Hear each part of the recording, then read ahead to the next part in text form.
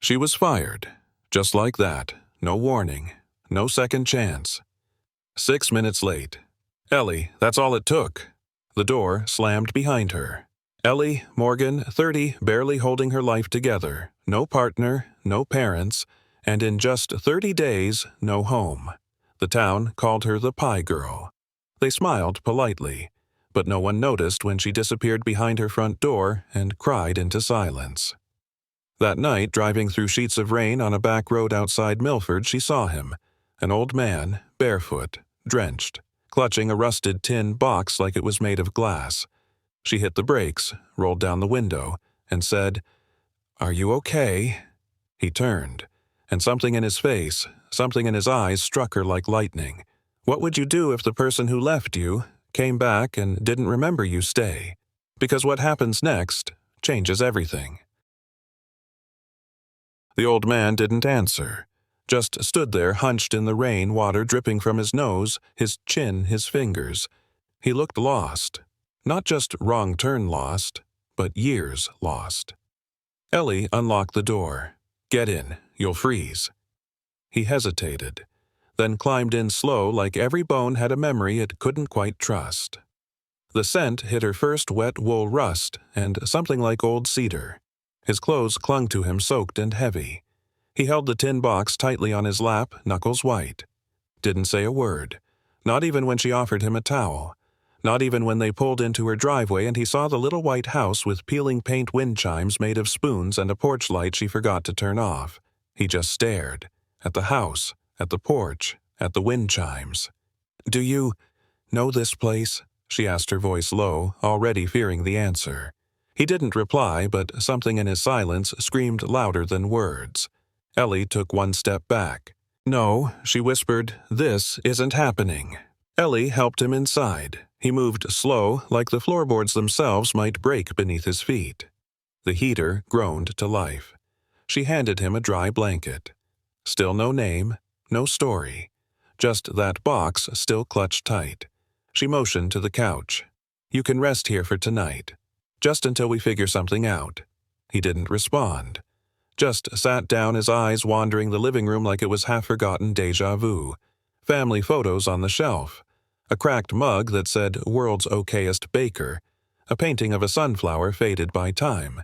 He stared at that painting. Long. Too long. Ellie watched him, unease rising. That painting. Her mother had painted it when Ellie was 5. It had never hung anywhere except this house. And then he whispered, barely audible, "Ruthie loved yellow." Ellie froze. That name. No one had called her mother that in decades. Ellie's breath caught. Ruthie. That name hadn't been spoken aloud in this house since her mother passed away. She looked at him. Really looked. His clothes were old, layered like he'd been on the road for months. His beard was patchy, unkempt, but not wild. His eyes, though, they weren't confused. Not entirely. They were searching. "You knew my mother?" Ellie asked, cautious. No answer, but his gaze never left the sunflower painting, the yellow petals, the way it leaned just slightly to the left like it had always done since Ellie was 5 and insisted on hanging it herself. He finally looked at her, his voice hoarse. She used to hum. In the kitchen. Always at dusk. Ellie stepped back. That wasn't a guess. That was real. A memory buried deep in the walls of this house. Who was this man? And why did he remember things only her father would know? Ellie stared at him. That voice. It didn't just remember her mother. It belonged in this house. She suddenly felt cold, despite the heater humming. He sat quietly staring at the floor hands folded over the tin box. Not confused, not afraid, just still. "I don't understand," she whispered. "Who are you?" No reply. Only the faint creak of old wood beneath her feet as she stepped closer. "You said my mom used to hum at dusk," Ellie said slowly. She did, but only when she thought no one was listening. His hands tightened around the box. He didn't deny it, didn't look up. Ellie's mind raced. Old photos, scraps of bedtime stories, a laugh she hadn't heard since she was 5. And then she asked the question she had never dared say out loud. "Do you know a little girl who used to dance in this kitchen? In yellow socks?" He flinched. The question hung in the air like mist, soft, quiet, heavy. A little girl, yellow socks, dancing in this kitchen. She saw it in her mind, 5-year-old Ellie twirling across the cracked linoleum floor, arms wide, laughing as her mother clapped along. Her father would tap his foot, pretend he wasn't watching, but he always was. Now this stranger sat in that same kitchen, hands trembling, eyes glassy. He didn't speak, but a tear slid down his cheek, slow, unapologetic. And that was somehow worse than words, because silence, real silence, comes only from knowing too much. Ellie stepped back. Her hands shook now. Was this grief or recognition or both? She reached for the old tin box resting in his lap. "I'm sorry," she whispered. "I just need to see what's inside." He didn't stop her, didn't move, but as her fingers touched the lid, he said her name. Soft, like a memory waking up. "Ellie?" Ellie. The way he said it, soft, unsure but so familiar, froze her in place. Her fingers hovered above the tin box. She didn't look at him. Couldn't. That name didn't belong in his mouth. Not if he was a stranger. She swallowed hard. He must have overheard it, she told herself. Maybe at the door. Maybe she said it without realizing. But then his voice again, softer still. "You used to hum when you were scared. Like your mama." Ellie's knees almost gave out. She opened the box with shaking hands. Inside, wrapped in a faded napkin, was a photograph. Old. Torn at the edges. A little girl in yellow socks. Her knees nearly buckled. It was her laugh, her socks, frozen in time back when she still believed in happy endings. "No," she said aloud, trembling. "You're not him. You can't be him. He's gone. You're gone." Spinning across this very kitchen. In the background, a man. Young. Smiling. His arm raised mid-clap. Ellie's breath caught. She looked up. The man in the photo was the man sitting across from her, but how? Ellie stared at the photo. Her fingers trembled as she traced the image, yellow socks, sunflower painting her mother's apron in the corner. And him. That same soft jawline, that same crooked smile. Younger, yes, but undeniably the same man now sitting across from her. She looked up, heart pounding. "No," she whispered. "This isn't real. This is coincidence." "That's not you." He didn't argue. Just watched her, like he was waiting for her to remember something too. She shoved the photo back in the box and shut the lid hard. Stood up too fast. The chair screeched against the floor. "You need to go," she said, voice shaking. Still, he said nothing. She backed away toward the hallway, toward anywhere else. Then he spoke again. "You had a stuffed elephant, named Benny. You cried for 3 days when it got left in a motel." Ellie's hands dropped to her sides, because no one knew that, not even her mother. Ellie's breath caught. Her lips parted, but no sound came. Benny the elephant. A cheap gray plushie with one ear torn and a button eye. She'd lost him on a road trip to Arizona, a motel with a green door and a broken vending machine. Her mother tried to distract her with ice cream. It didn't work. She didn't sleep for days. And he knew that. Ellie felt her chest tighten. Too specific. Too intimate to be random. "Where the hell have you been?" Her voice cracked louder now. "You don't get to come back and remember Benny the elephant like it's nothing. I cried for years. And you disappeared." She was standing now, fists clenched. "Do you know what it's like to explain to yourself why your father never said goodbye? I convinced myself you died, Jack, because death was kinder than abandonment."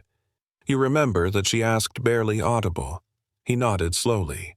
"I tried to go back for it," he whispered. "They said we'd already checked out." Ellie blinked, hard eyes stinging. She wanted to scream, run, hug him, slap him. Instead she whispered, "But you're dead. You left. You vanished." He looked at her, voice cracking. "I didn't want to. I didn't know how to come back." The room felt smaller. Walls closing in. History collapsing into this moment. Ellie stared at him, the man who once read her bedtime stories with a flashlight and then vanished like he'd never existed. "I waited," she said, voice hollow. "Years. No letters, no calls. They said you left. Mom never said otherwise." He lowered his eyes. "I didn't leave by choice," he whispered. "I was in a wreck, hit my head. Woke up 2 days later in a hospital in Nevada with no ID, no name. I didn't even know I had a daughter." Ellie shook her head, heart pounding. "Then how do you know about Benny, about Mom's humming about me?" He looked up. "Because when the memories came back, they didn't come in order, just pieces, like dreams you're not sure you lived." He took a slow breath. "And I've spent the last 10 years trying to find the rest. I saw faces I didn't recognize," he said softly. "Voices I didn't understand. But they came back like puzzle pieces in the wrong box." Ellie stood frozen in the doorway. Every instinct told her to run, but something heavier kept her rooted. "I remembered a white porch," he continued, "a sunflower painting, a girl with yellow socks who danced when the rain hit the roof." His voice broke, and a woman with tired eyes and the softest voice I'd ever heard. He looked up at Ellie, his own eyes glassy. "She called me Jack." Ellie swallowed hard. Jack. She hadn't heard that name in 25 years. That was what her mother used to whisper long after bedtime when she thought Ellie was asleep. Ellie stepped closer. Then why now, she asked. After all this time. Why tonight? Jack blinked, then pointed slowly toward the sunflower painting on the wall. Jack's hand trembled slightly as he pointed at the painting. "The sunflower?" he whispered. "It was in my dreams. Not always clear, but constant." Ellie followed his gaze.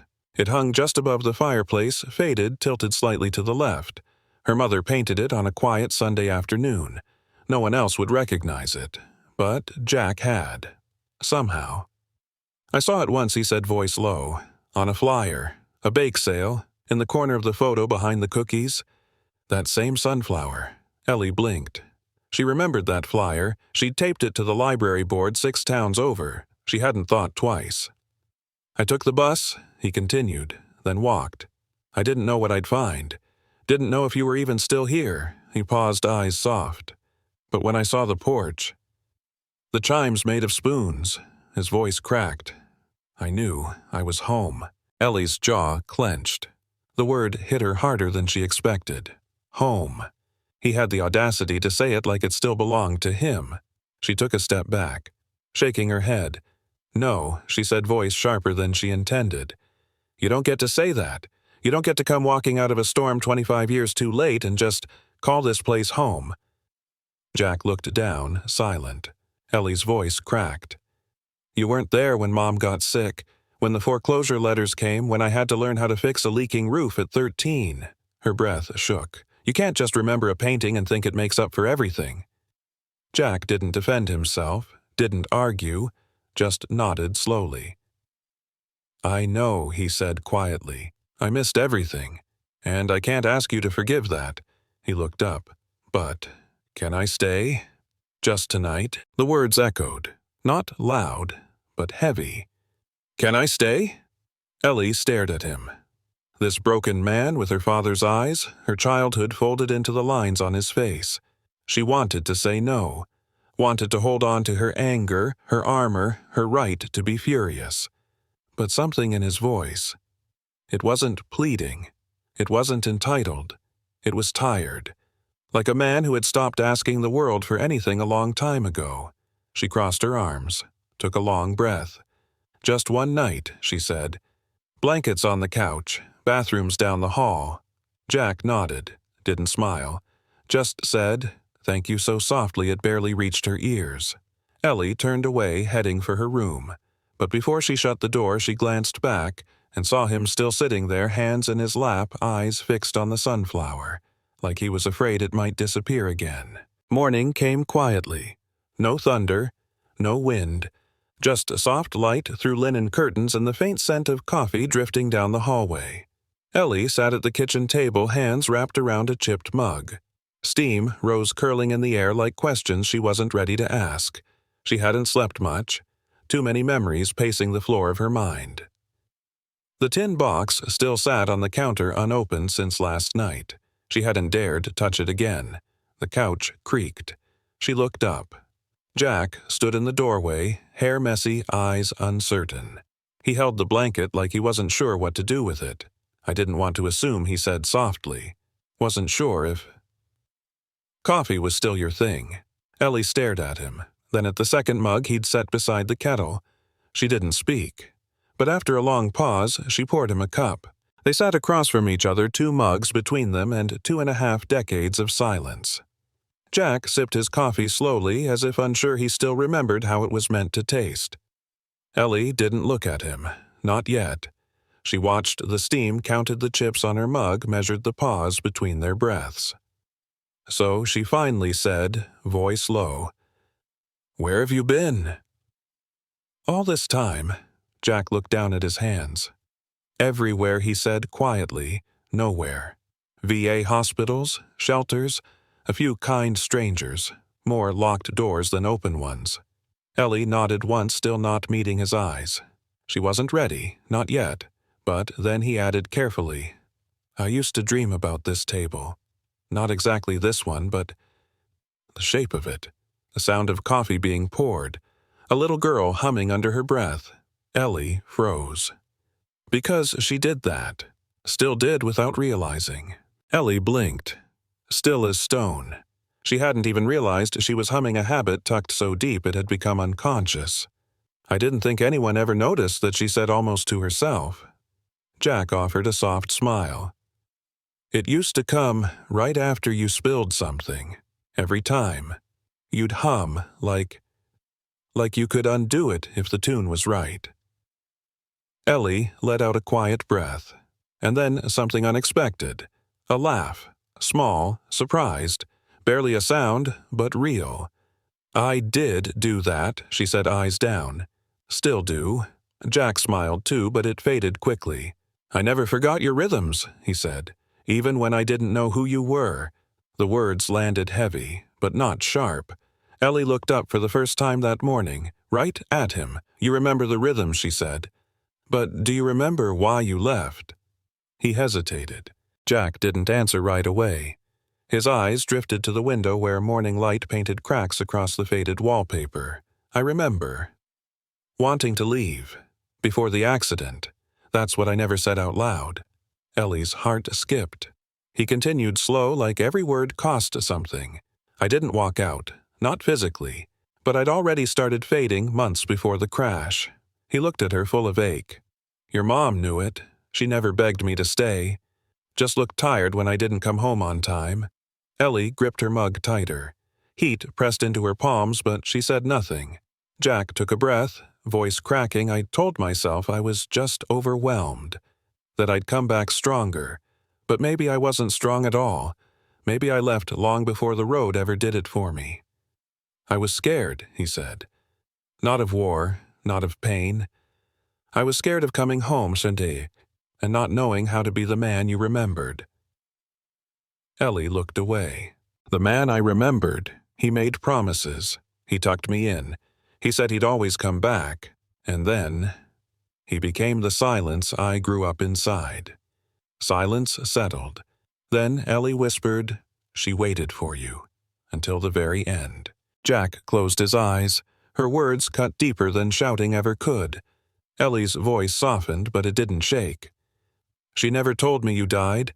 Never said you abandoned us either. She just never said anything. She kept the house," Ellie added, looking around. "Fixed what she could, ignored what she couldn't. She worked 2 jobs, never missed a parent-teacher meeting. And every night she sat right there." Ellie pointed to the empty chair across the table with a second cup of tea. "She never drank." Jack swallowed hard. "I didn't know. She waited, Dad," Ellie said, and the word Dad caught in her throat. She waited long after it made sense to. Jack looked down at his hands. They were shaking again. "She deserved better," he said. "You both did." Ellie didn't disagree. But she didn't speak either, because what her mother left unsaid had become Ellie's burden to carry. Ellie stood at the sink, rinsing 2 mugs in silence. Water running, mind spinning. Jack sat behind her quiet, respecting the space between them. 2 jobs. A house falling apart. 1 cup of tea always left untouched. Wasn't that Ellie now? Same town, same porch, same silence when the world felt too heavy. She thought she'd been strong, independent, but maybe she was just repeating. She dried the mugs slowly. Eyes fixed on the window above the sink, the same window her mother used to stare through at dusk, and suddenly she wondered, had her mother ever dreamed of running? Or had she simply accepted the weight as hers to carry? Alone, Ellie set the mugs down, turned to Jack. Her voice was quiet but steady. Why now? Why come back, when there's nothing left to fix? Jack looked at her, and what he said next she didn't expect. Jack didn't answer right away. He looked older in the morning light, not just aged, but worn from the inside out. I didn't come back to fix anything, he said. I came back to be here, if you'll let me. Ellie blinked, confused, guarded. I have nothing left to give, she said quietly. No extra space, no energy, no reason to believe this won't end the same way. Jack nodded. I'm not asking for anything. He reached into his coat pocket, slow, careful, and pulled out a folded paper, placed it gently on the table. I've applied for veteran housing. Just outside town, he said. Nothing fancy. 1 bedroom, shared porch. He looked at her. But I didn't list an emergency contact. I didn't know if I had one. Ellie stared at the paper, then at him. Not angry, not ready, but not walking away either. Ellie stared at the paper. Simple form, typed lines, 1 signature. But that blank space at the bottom, emergency contact, felt heavier than everything else combined. Jack didn't push, didn't explain, just waited. Ellie looked away, pretending to fuss with the sugar jar.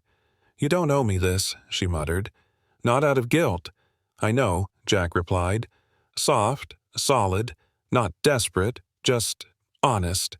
I just thought, if I ever ended up in a hospital again, someone should know I existed. Ellie winced. The same ache from years ago when her mother sat in the ER alone signing papers for 2. She swallowed. The air between them quiet, but not empty.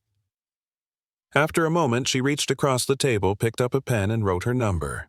No words, just that. Jack looked at it, then at her, and for the first time he smiled. They didn't talk about the form again.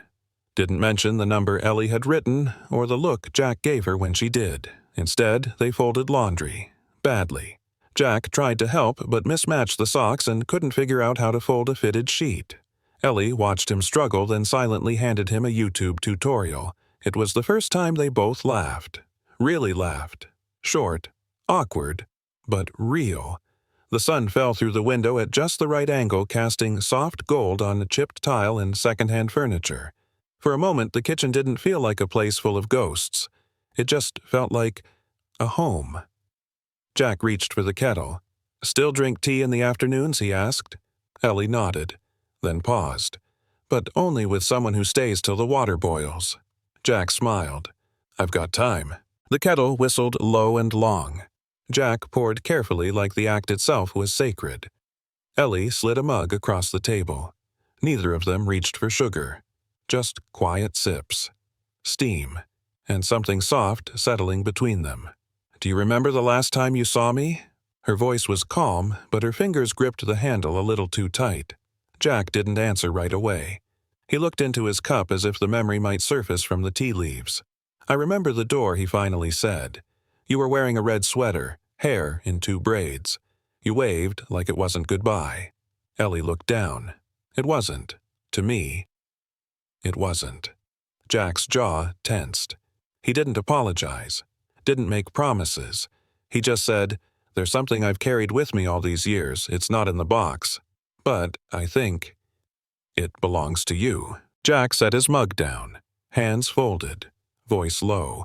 When I couldn't remember names, couldn't remember faces, there was still this sound. Ellie tilted her head. Listening. It was a song. Not from the radio, not from the war.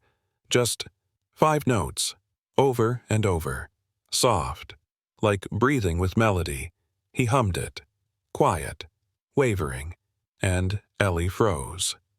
It was hers. A tune she made up at age 4? Nonsense notes sung to her teddy bear when she couldn't fall asleep. Her mother used to tease her that lullaby of yours could tame thunderstorms. Tears stung her eyes before she realized. She didn't cry when he returned. Didn't cry when she learned why he left. But now this unraveling little tune in a broken man's voice that cracked something open. You remembered that she whispered. Jack didn't smile. It's the only thing that ever made me feel found. Ellie stood up slowly, didn't say a word. She crossed the room past the sink, past the shelf with unpaid bills and recipes she never used, and stopped at the old wooden drawer under the kitchen counter, the one she hadn't opened in years. Inside, a rubber band ball. Her mother's recipe card for apple pie creased smudged, a crayon drawing of a sunflower, and beneath it all a cassette tape. No label, just a faint fingerprint in the dust. Jack watched from the table, not asking, not interrupting. Ellie held the tape up to the light. She used to record bedtime, she murmured. Me singing, her reading. We'd make tapes for you when you were on the road, before you stopped coming back. She didn't cry, not yet, but her voice softened. I never played it again, not once. Then she looked at him. Do you want to hear it now? Jack nodded once. Slow, as if saying yes to memory required permission from something deeper than thought. Ellie walked to the hallway closet, pulled out an old tape recorder buried beneath scarves and dust. She slid in the cassette, pressed play. There was a soft hiss, then static, then a child's voice high and full of wonder. Daddy, are you listening? I made this song for you. Don't forget it. Okay, Ellie smiled through a trembling breath. Then came her mother's voice, warm, steady. Ellie sang for you tonight. She misses you. We both do. Jack closed his eyes. His hand gripped the edge of the table, and then just as Ellie was about to pause the tape, another voice emerged. Not a child, not her mother, a man. His voice younger, filled with quiet hope. Ellie, if you're hearing this one day, I want you to know I never meant to leave. Ellie's eyes widened. Wait, you recorded something back. Jack's breath caught. He hadn't remembered recording anything, but the voice on the tape, young, unsure, loving, was undeniably his. Sometimes I don't know how to be good at this, it said, at being your dad. But when you laugh, when you sing that little tune with no words, I feel like maybe I'm doing something right. Ellie's hand covered her mouth. Her eyes locked on the recorder as if the plastic box had just split time open. If I'm ever not there, his voice continued, it won't be because I stopped loving you. It'll be because I forgot how to love myself. The room was silent. Even the kettle stopped its hiss. Jack whispered, barely audible, I don't remember saying that, but I meant every word. Ellie blinked through tears. You said it when I still believed you were coming back. Ellie pressed stop. Silence returned like a wave. Jack sat still. His hands folded, his eyes unfocused, as if trying to rewind a lifetime that no longer belonged to him. Ellie stood by the counter, not crying now, not speaking, just breathing. Deep, uneven, human. I used to sit right here after school, she said softly, pretending your truck would pull up any minute. She traced her finger along the tile edge. I knew the sound of your tires, even when it wasn't real. Jack swallowed hard. I wish I'd come back before it was too late. Ellie looked at him then, not as the man who left, but as the man who stayed long enough to say that. She picked up the tape, set it gently in the drawer, then turned back to Jack. Do you still have that tin box you wouldn't let go? He blinked. Why? Because I think it's my turn to open something. Jack hesitated. For the first time since he walked through her door, he looked unsure. But then he nodded, reached beside his chair, and placed the tin box on the table. It was dented at the corners, hinges rusted, the kind of box you'd never think to keep, unless what was inside meant more than anything else you'd lost. Ellie didn't ask for permission. She opened it slowly. Inside, a folded photo of her at age 6, missing her front teeth, a dried daisy pressed flat between wax paper, a note in her mother's handwriting. "Bring this to her if you ever find the strength." Ellie's breath hitched. Beneath it, a silver ring on a frayed chain. Jack whispered, "Your mother gave it to me." The day she realized I was going to leave. She didn't stop me, she just asked me to carry the... until I was ready to come home. Ellie stared at the ring. It wasn't expensive, just a simple silver band scratched from years of wear, but her mother wore it until the end. Ellie remembered the tan line it left, how she'd twist it absently when she was thinking. She picked it up, ran her thumb along the inside. There, barely visible, was a tiny engraving, "Forgive forward." Her throat tightened. She looked at Jack. "She didn't stop you," Ellie said. "But she didn't close the door either." Jack nodded. "I think..." She hoped one of us would open it again. Ellie held the ring in her palm. The weight of it wasn't just metal, it was memory. It was permission. She stood up, walked to the back door, opened it. The light poured in. She didn't turn back. "Come sit on the porch," she said. "It's where she waited. Now it's my turn." The screen door creaked open. Ellie stepped onto the porch barefoot. The wood, warm from the afternoon sun, familiar beneath her feet. Jack followed slowly, not from hesitation but reverence. They sat on opposite rocking chairs, the same ones her mother used for years. Wind stirred the chimes made of spoons. The sound was light, not haunting, just present. For a while they said nothing, just rocked, back and forth, breath and breeze. Ellie rested her hands in her lap, the silver ring still curled in her palm. Birdsong drifted in from the trees. A dog barked in the distance. Somewhere a child laughed. It felt like the world hadn't ended. It had just waited. Jack leaned back in his chair, eyes closed, sun on his face, and Ellie, after a long silence, whispered, "Did you miss me?" He opened his eyes, not fast, but full. Jack opened his eyes. The light caught in them, not sharp, but aching. He turned to Ellie. "Didn't rush the answer. Didn't dress it up. I didn't just miss you," he said. "I forgot how not to." Ellie looked down. That answer wasn't clean, but it was real. "There were days," Jack continued, "when I didn't know your name, didn't know my own, but I still woke up with an ache I couldn't name, and every time I saw a girl dancing near a window or someone humming under their breath, I'd stop, because something in me said, 'I know her. I know her.'" Ellie swallowed hard. "I thought I was the only one who waited." Jack's voice dropped. "Maybe we both waited. We just didn't know we were waiting for the same thing." Ellie leaned back in the rocking chair, the ring still warm in her hand. Then quietly, "Do you want to stay for dinner?" Jack hesitated just for a second, then nodded. "I'd like that." Ellie stood up without a word, disappearing into the kitchen. He followed a few steps behind, quiet, as if walking into a memory he didn't want to wake too loudly. She moved without thinking. Eggs, butter bread, grilled cheese and tomato soup. The comfort meal her mother always made on nights when the world felt too big. Jack set the table. Wrong fork placement. Ellie didn't correct him. They ate mostly in silence. But it wasn't heavy. It was full, like there was nothing left to prove, only to share. Halfway through, Ellie looked up. "I don't remember the last time I cooked for someone." Jack smiled faintly. "I don't remember the last time someone cooked for me." She poured more soup. He reached for the pepper shaker. And then he said, "There's one more thing I think you're ready to see." Jack reached slowly into his coat pocket. Not the tin box this time.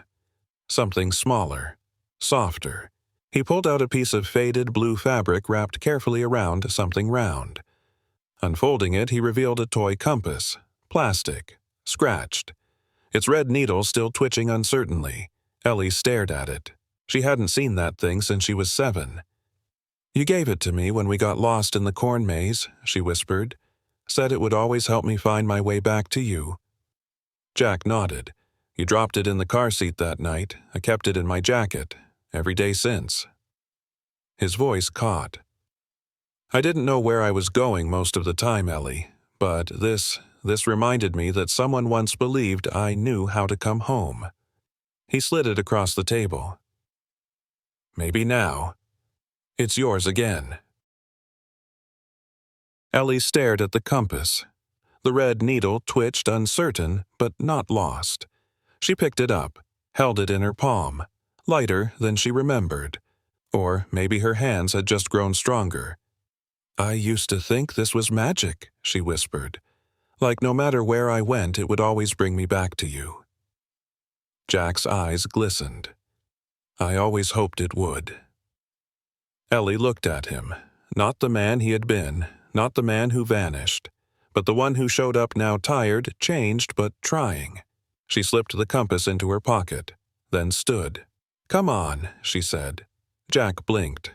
Where are we going? She offered a half smile, soft, cautious. Back out to the porch. I think it's time the neighbors saw you, time I stopped hiding from everything. The front porch creaked under their steps. Afternoon sun leaned across the lawn. The mailbox hummed with bees. Jack sat slowly, hands folded, unsure. Ellie stood beside him, not shielding, not explaining, just standing. Across the street, Mrs. Halbrook watered her petunias. She glanced up, paused, then smiled. Didn't wave, didn't gossip, just nodded like she knew something had returned. Down the road, a boy on a bike slowed, looked once, twice, then pedaled on, peacefully. It wasn't dramatic, it was ordinary, but sometimes ordinary is the bravest thing we can choose. Ellie let out a breath she didn't know she'd been holding. Jack looked at her. They don't seem surprised, he said. She smiled. Maybe that's because people notice when someone disappears, even if they don't say anything. Then her phone buzzed. A text. From someone she hadn't spoken to in years. Ellie glanced at her phone. One new message, from a number with no name. But the words stopped her breath. I saw him, on the porch. If he's back for real. Tell him I never blamed him. Nora Ellie stared at the screen. Nora, her mother's closest friend. The only person besides Ellie who knew how many nights Ruth sat awake waiting. She looked at Jack, who was watching a bird land on the railing, gentle unaware. You remember Nora? She asked. He turned, eyes narrowed in memory. Brown apron, always smelled like cinnamon. He smiled faintly. She once made me eat 4 slices of pie in one sitting. Ellie laughed, and for the first time it wasn't bittersweet, just sweet. She typed back, he's here, and I think, he's ready to hear that. Then she turned to Jack, want to come with me tomorrow? There's someone who wants to see you. The next morning, Ellie drove. Jack sat in the passenger seat, hands fidgeting with the compass in his pocket. They pulled up to a small white house with ivy climbing the porch posts. Nora was already waiting, arms crossed, apron still dusted in flour. She didn't move as they stepped out, just looked. Jack stopped a few feet away. I never meant to disappear, he said softly, but I did, and I can't undo it. Nora stared at him, then stepped forward and wrapped him in a hug. Not tight, not trembling, but whole. You were gone, she whispered, but she never stopped setting a place at the table. Neither did I. Jack's voice cracked. I'm sorry. Nora pulled back just enough to meet his eyes. Then stay. Be present. That's all anyone ever wanted. Ellie watched from the steps, silent. But inside, something finally let go. That evening they sat on the porch again. Same chairs, same chimes, but something was different. Jack looked lighter. Ellie looked open. And the world for once didn't feel like it was holding its breath. Across the street, lights flicked on one by one. The smell of pie drifted faintly from Nora's kitchen. Jack glanced at Ellie. You still hum when you cook? She smiled. Only when I spill something. He chuckled. Then I hope dinner's a mess. The wind stirred the spoons gently. Ellie stood, turned toward the door. Come in, Dad. Are you hungry? He didn't answer. Just followed. No suitcase, no apology. Just presence. Inside, the kitchen light glowed warm.